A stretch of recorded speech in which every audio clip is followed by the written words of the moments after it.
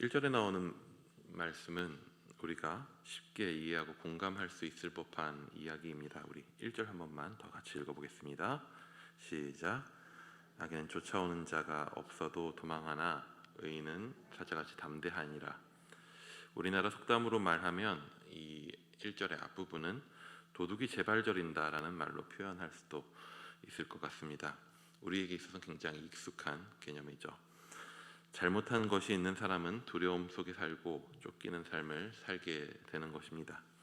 반대로 잘못한 것이 없는 사람은 떳떳하기 때문에 사자가 다른 어떤 짐승으로부터 위협을 받지 않는 것처럼 그도 담대할 수 있다고 하는 것이죠. 그런데 이 말씀을 보면서 한편으로 이런 생각을 하게 됩니다. 사자처럼 담대하게 오늘을 살아가는 사람이 얼마나 몇 명이나 있을까? 여러분, 사자처럼 담대하십니까? 요즘 주변 세상을 바라보면 그렇게 보입니다. 모든 사람들이 쫓겨 사는구나, 쫓겨 다니는구나. 이 부분이 의롭고 악하고의 문제와 직접 결부시킬 수 있을지는 잘 모르겠습니다. 악인은 쫓기지만 쫓기면 악인이다 라는 말이 성립하진 않을 수도 있겠습니다. 하지만 그럼에도 분명한 것은 불안이라고 하는 단어는 지금 이 시대를 살아가는 사람들의 대다수를 대변하고 있다라고 하는 사실입니다. 오늘을 살아가는 다수의 사람들이 불안해합니다. 불편해합니다. 두려워합니다. 그래서 또 쉽게 좌절하고요, 혹은 분노하기도 합니다. 얼마 전 포털 사이트에 뜬 뉴스를 보고 정확히 그 뉴스의 내용이 딱 기억나지는 않는데요, 댓글이 굉장히 또 많이 눈에 남았습니다. 내용은 일상적으로 사회에서 많이 일어났었던 안타까운 사건이었습니다. 근데 거기에 이런 댓글이 하나 달려 있었습니다. 참 아프고 슬픈 이야기, 모든 사람이 화를 낼 준비가 되어 있는 그런 삶을 살아가고 있는 것 같다.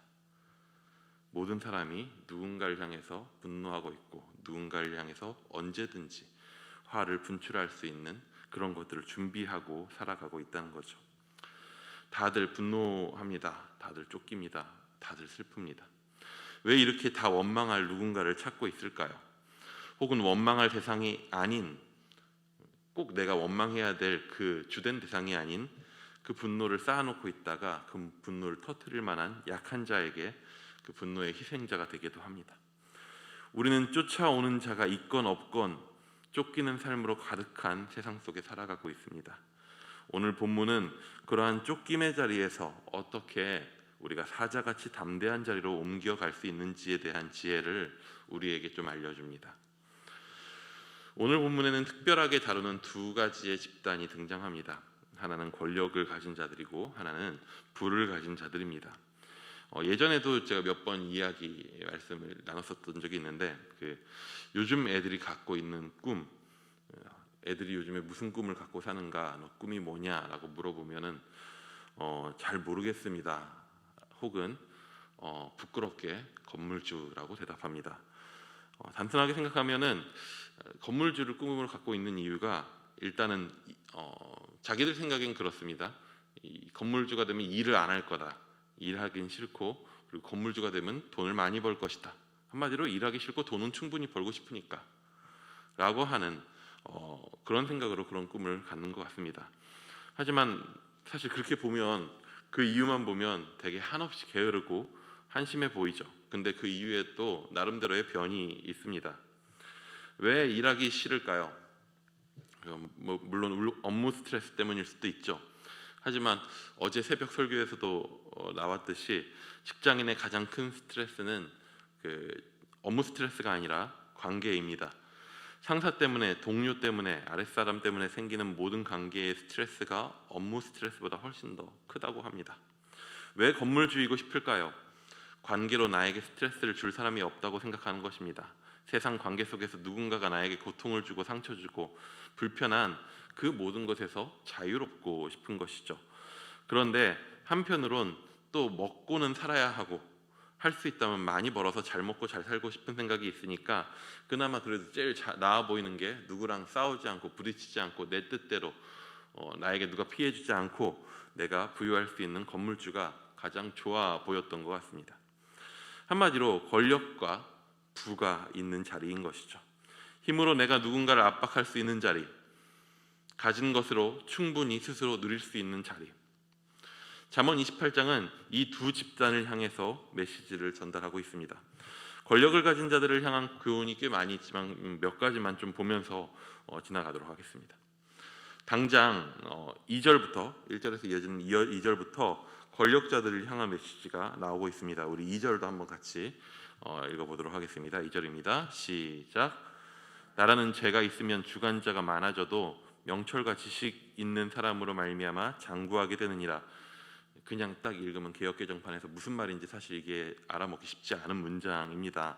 그래서 다른 번역으로 한 번 더 읽어드리면, 나라에 죄가 많으면 통치자가 자주 바뀌지만 슬기로운 사람이 다스리면 자리가 잡힌다 라고 새 번역에서는 번역하고 있습니다. 왜 권력자들이 죄 가운데 있습니까? 왜 죄를 짓나요? 왜 힘 있는 자들이 죄를 짓습니까? 단순히 생각하면 힘이 있으니까 죄를 짓지라고 생각하기도 쉽지만, 많이들 그렇게 생각하지만 사실 현실적으로 따지고 보면 힘이 있으면 죄를 안 지어도 되는 게 아닐까요? 죄라는 것이 편법인 것인데 편법을 통해서 얻고자 하는 것이 있는 거잖아요. 법을 어긴다는 것이 그것을 통해서 내가 뭔가 이익을 얻고자 하는 것이잖아요. 근데 이미 권력을, 힘을 갖고 있는데 죄를 지어가면서까지 무엇을 더 얻고자 하는 것일까요? 3절엔 더 충격적인 이야기가 나옵니다. 3절입니다. 한번 같이 읽어보겠습니다. 시작. 가난한 자를 학대하는 곡식을 남기지 아니하는 포구 같으니라. 대부분의 주석에서 여기에 나오는 가난한 자가 가난한 자를 학대한다는 말은요, 정확히는 가난했던 자가 가난한 자를 해석하는 것으로 해석해야 된다라고 이야기합니다. 한마디로 그러니까 똑같은 가난한 상황에 있는 자가 아니라 가난했었던 자가 거기서 벗어나서 힘을 얻게 된 상황, 힘의 상하관계가 없는 상태에선 누군가가 누군가를 억압할 수 없으니까 누군가가 지금 가난한 상태에서 부를 얻게 됐다는 것입니다. 힘을 얻게 됐다는 거죠.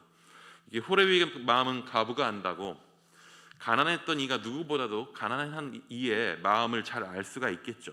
근데 그가 부자가 됩니다. 부유해집니다. 그렇다면 만족하고 감사할 법도 합니다.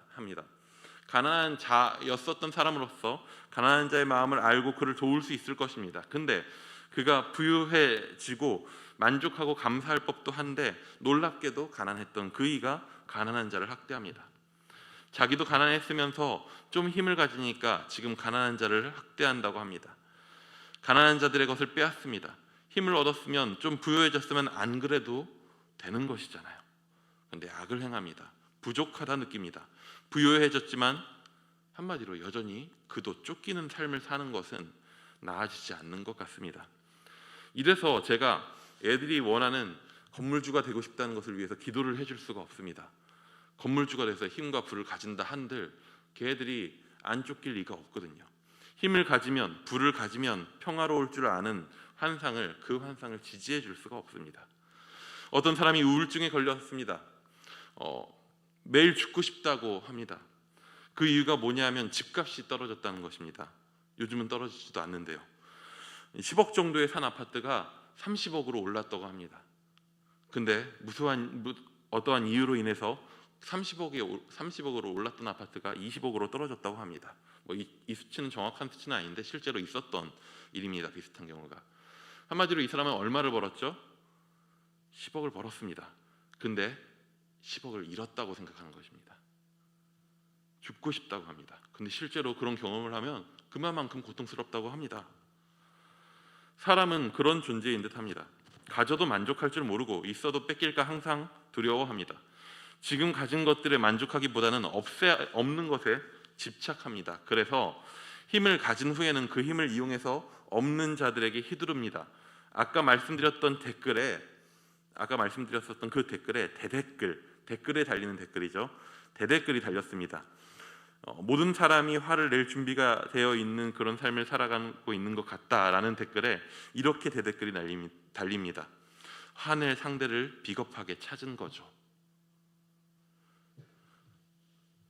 모두가 피해자로 살아갑니다. 자신을 피해를 받은 사람으로 믿고 살아갑니다. 뺏길까봐 걱정이고, 그래서 어떻게든 뺏어오는 것이 지혜롭다 생각합니다. 그래서 싸우며 뺏어왔으니 이제 뺏어온 거 내 것이니 지켜내야 됩니다. 또 뺏길까봐 걱정합니다. 내 것도 내 것, 네 것도 내 것이 되지 않으면 계속 불안합니다. 사자처럼 담대한 이는 없습니다. 온통 쫓기는 사람들로 가득해 보입니다.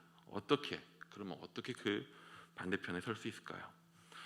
오늘 잠언 본문들은 앞에서도 꾸준히 이야기하는 방식대로 두 가지의 모습들을 대비시키면서 이야기합니다.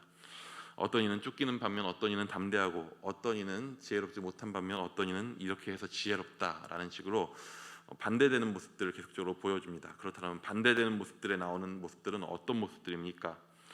명철과 지식이 있는 자가 되라고 합니다. 가르침을 지키는 자가 되어야 한다고 이야기합니다. 여호와를 찾으라고 합니다. 경외하라고 합니다. 이것이 오늘 28장의 본문에서 계속적으로 이야기하는 옳은 길입니다. 이 모든 것들을 한마디로 정리하면, 이게 잠언이 이제 거의 끝부분에 오고 있어서 그런지 점차적으로 이 이야기들을 합치면 잠언에서 이야기하고자 하는 지혜의 요약이 나옵니다. 무엇이냐면 여호와를 경외하는 것입니다. 여호와를 경외하는 것은 그분이 있음을 인정하는 것으로부터 시작하는 겁니다. 하나님께서 오늘 계시다고 하는 것입니다.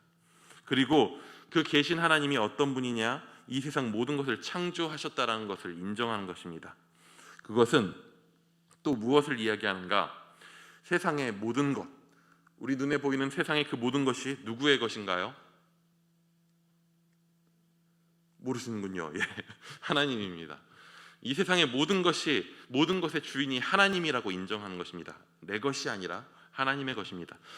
심지어 내가 오늘 가지고 있는 모든 것들의 주인 또한 하나님입니다. 내 것이 아니라 하나님의 것입니다.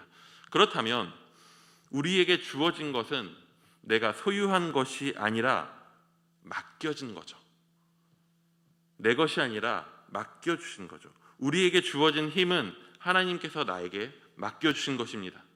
우리에게 주어진 재물은 하나님께서 나에게 맡겨주신 것입니다.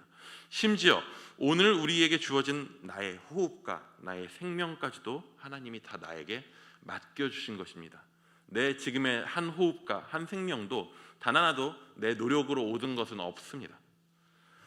예수님께서는 주인이 맡겨준 것으로 살아가는 자들의 이야기를 자신의 비유를 통해서 여러 번 말씀하십니다.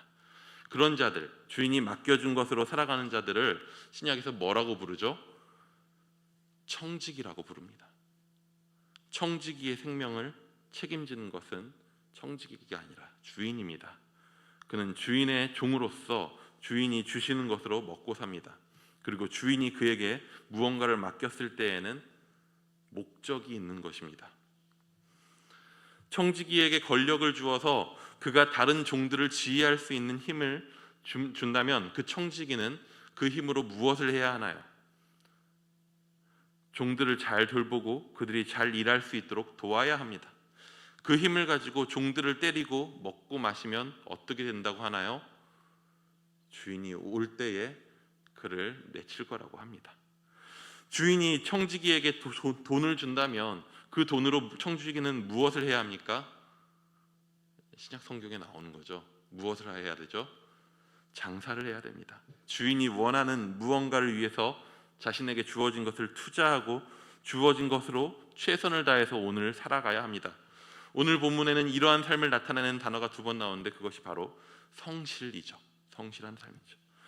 주인이 청지기에게 돈을 맡겼을 때 하면 안 되는 일이 예수님의 비유에 나옵니다. 그것을 묻어두면 안 되죠. 왜 묻어뒀죠? 그 사람 핑계로는 이럴까 싶어서 묻어두었다, 두려워서 묻어두었다고 하지만 핑계죠. 사실 속마음은 고작 1달란트 받은 것이 마음에 들지 않았던 거 아닌가요? 5달란트 받은 사람, 2달란트 받은 사람에 비해서 적게 받은 것이 싫은 것 아니었었나요? 그 친구는 착각한 거죠. 1달란트나 5달란트나 자기 것이 아니죠. 청지기 것이 아닙니다. 그저 주인의 것입니다. 그리고 사실 고작 1달란트도 아니죠. 1달란트면 당시 세상에서 거의 한 품목의 물품을 다 사들일 수 있는 정도의 큰 액수입니다.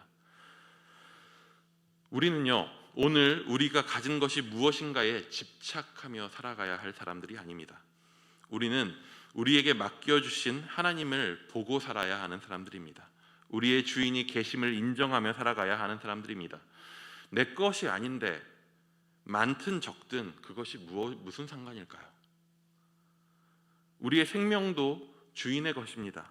주신 것으로 살고 주어진 만큼으로 살아가는 것이 청지기의 삶입니다.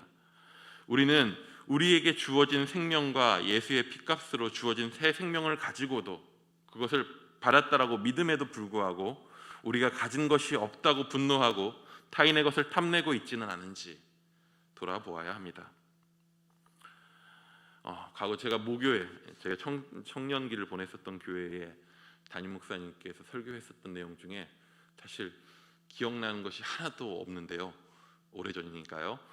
딱 하나 계속적으로 기억나는 메시지 하나가 뭐냐면 그 말이 충격적이었었나 봐요. 이런 말씀을 하시더라고요.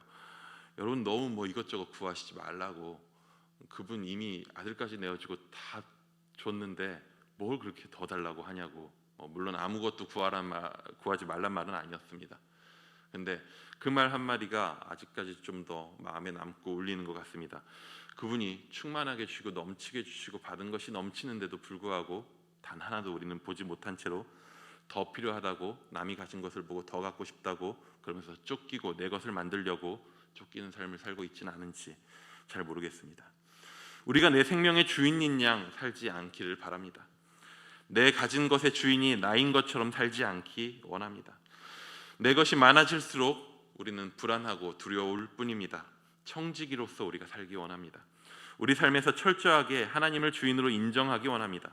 청지기로서 누릴 수 있는 그 평안을 주인의 책임져 주시는 그 책임 가운데에서 우리가 주인인 양 불안해하지 말고 완벽하게 우리를 다스리시는 주인 안에서 우리가 청지기로서 평안히 자신 있게 성실하게 사자처럼 담대히 오늘을 우리에게 주어진 것으로 살아낼 수 있기를 원합니다. 우리 함께 기도하시겠습니다.